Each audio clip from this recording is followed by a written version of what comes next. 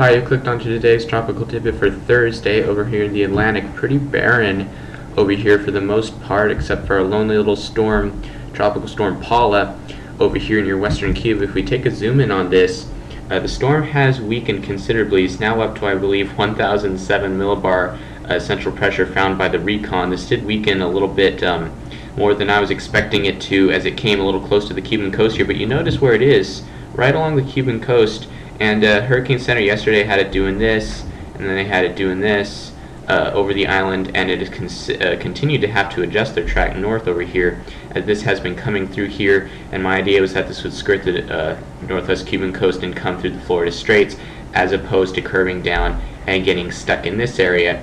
And now that it's weakened a little bit, you can see that the structure is pretty darn nice still. I mean, it has weakened considerably, and the winds are not as strong as they're giving it right now. This is not a borderline hurricane right now, but this is a pretty nice structure. You can see that perhaps if it was a little farther away from Cuba, or perhaps if it didn't try to get concentric eye walls at one point when it was in here, it would have had a better chance of still being potent. You can see how hurricane force gusts are still possible with this as it comes across.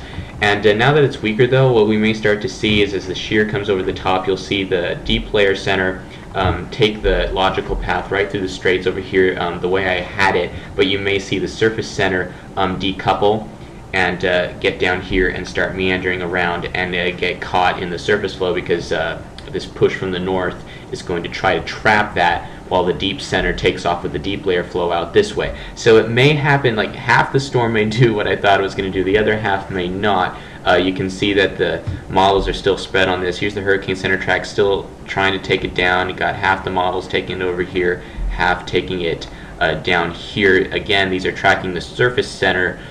So even if these models end up being correct, the majority of the storm's energy is going out like this. So that idea still has some merit.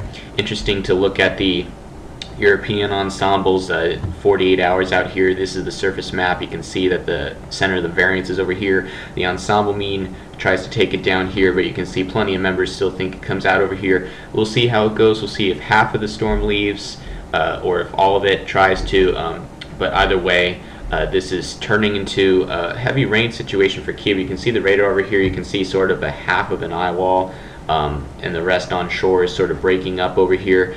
Still pretty decent structure overall. Okay, you can see the core is, you know, breaking down as it moves halfway on shore here, but this is going to be a big rain event for Cuba, especially if the surface remains get stuck and meander down here over the next several days as the rest of the energy goes out, and we'll see how much rain might be dumped on these guys. But winds are not too much of a problem with this. Hurricane force gusts are possible, especially along the northern coast of Cuba. We'll see how that goes on the observations today.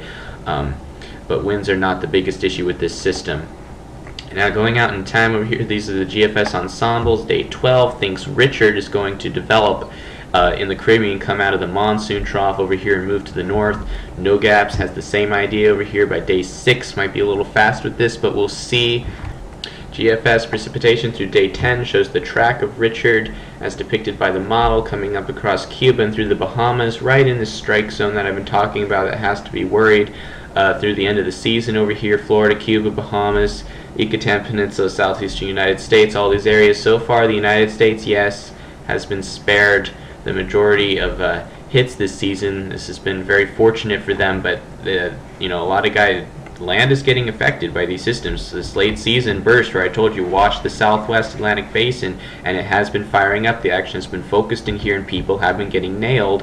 We haven't had a major hurricane, thankfully, except we did have what was it, Carl down here in Mexico. That was a major hurricane that came out of this pattern, but not tremendously large and catastrophic storms have damaged anyone yet, but the GFS operational actually tries to wind this up to a pretty decent, probably Cat 2 hurricane coming into Cuba, so we'll have to watch this situation now. Does this make sense over here for this to happen? Well, it could, because we just went through a recent relative tanking of the SOI. It remained positive, but you see it's been in the 20s and 30s, and then it tanked into the single digits over here over the last couple of days. That's a relative dip from what it is, because in the Pacific the La Nina is so strong that to get it even down close to zero is considered a rather strong SOI burst. And what this does is this sends a burst of westerly winds across the Pacific, and sends a batch of convergence eastward with time. That means 5 to 10 days down the road you start to watch for implications in the Atlantic basin, and you start to see this. You got the sinking air right now. You see the greens showing up over the Pacific. This is the westerly burst due to the southern oscillation taking a little bit of a dip. You notice that there's green over the Pacific, and how often have we seen that this year? I mean, honestly, we have not, and that's because of the pattern with the La Nina. You've had sinking air over the Pacific. We're temporarily reversing that. Bursts do happen in the opposite direction, and as that happens, you get westerly winds to come across. Temporarily, you start pushing this away. You see the oranges showing back up as soon as day 5 and day 10, and then you see the green showing back over the Atlantic, and then by day 15, look at some of the deep greens showing up over here. And this is when the wind is converging in here, and you can start to get some mischief in the Caribbean. That's easily possible. So this is a pattern we will have to be watching rather closely over the next couple of weeks for more mischief, and see if we can knock down a couple more names. Again, we're up to 16. Richard would put us at 17. We needed one more to reach my total of 18. We'll see how that goes. Alright, that's it for today. Thanks for watching.